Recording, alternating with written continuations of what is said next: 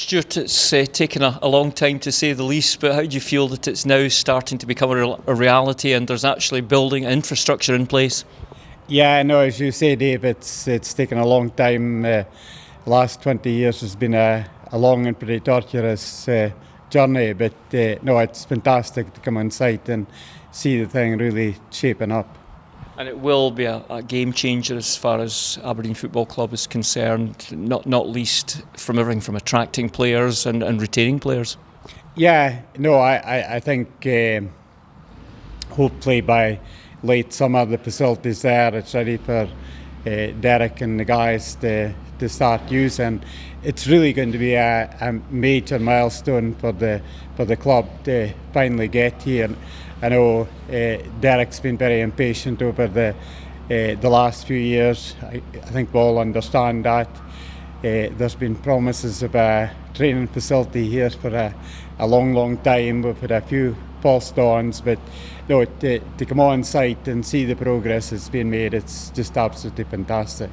We were here last week speaking to Raymond. The thing that struck us was from the road, it doesn't seem to be anything like the size it is once you're actually in it. Well, I think everything about the complex is quite massive. The site itself is a huge site. I think particularly when you see it from the new bypass looking down onto it, you get a real feel for the scale of the site. And likewise with the pavilion here, I think when lots of people seen it in paper, they thought it was a relatively small pavilion, but when you walk through it and see the scale of the place, it's going to be fantastic. And I think bearing in mind that once we deliver the new stadium, this facility will just be for our youth development and for the community guys.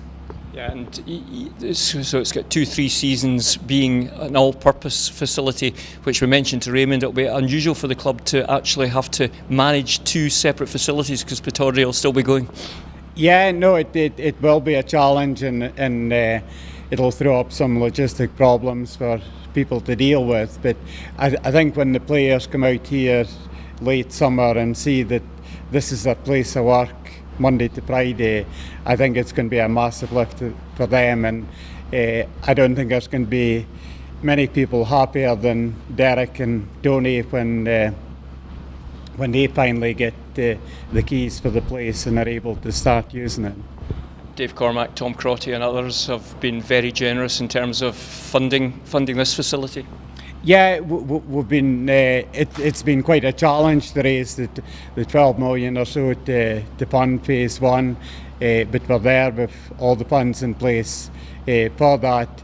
It's been very valuable having Dave out there in the States. We've built up some very good connections over there, and they made a commitment to the club. They've played a key role in helping us fund phase one, and I would hope that some of them and maybe a few more and a few from other parts of the UK as well that we've built up contacts with will come into play when we've got to raise the 40 odd million to deliver phase two. Certainly Carlos Bocanegra was over here visiting at the same time as we were here last week, and he was very impressed, and that's somebody that works in an absolutely split new stadium himself.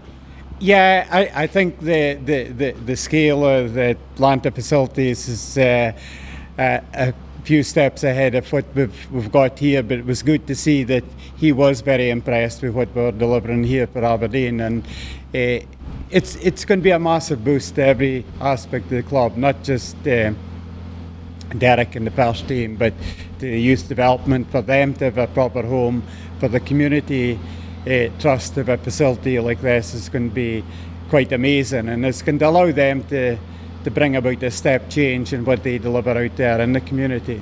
And as you've mentioned previously, it's important that as well as doing this, we keep the team on the park competitive, qualifying for Europe every year if we possibly can.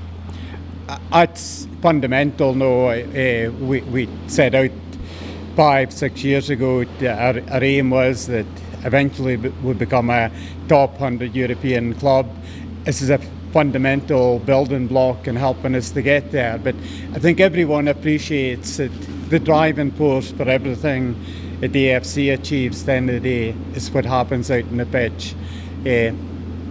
fantastic. We've had 5 consecutive years in Europe. Hope places year number 6. I think everyone's quietly confident it will get that at least third place and secure Europe for another year. But that is an absolute requirement for the club now.